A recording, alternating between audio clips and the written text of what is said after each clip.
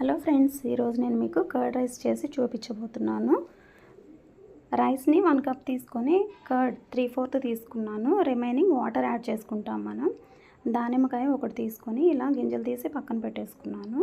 ఈ curd rice చాలా టేస్టీగా ఉంటుంది. పిల్లలు కూడా ఎక్కువగా ఇష్టపడతారు కాబట్టి ఇలా ట్రై చేయండి.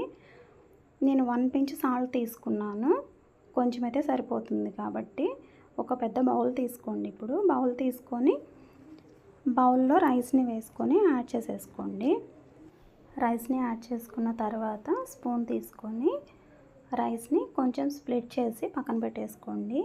ఈ విధంగా స్ప్లిట్ చేసేసుకోవాలి. స్ప్లిట్ చేసేసుకున్న తర్వాత కర్డ్ని కూడా యాడ్ చేసేసుకోండి. ఇప్పుడు రైస్ కర్డ్ రెండింటినీ మిక్స్ చేసేసాం కదండి, యాడ్ చేసుకున్నాం కదా. 1 పించ్ సాల్ట్ తీసుకొని సాల్ట్ని కూడా యాడ్ చేసేసుకోండి. సాల్ట్ని యాడ్ చేసుకున్న తర్వాత బాగా మిక్స్ చేసేసేయండి.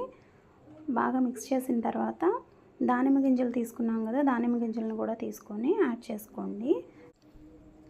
మీకు ఇంకా హెల్తీగా కావాలంటే యాపిల్స్ తీసుకొని ఒక యాపిల్ని తీసుకొని దాన్ని చిన్న చిన్న పీసెస్గా కట్ చేసుకొని దాన్ని కూడా వేసి యాడ్ చేసుకోవచ్చు.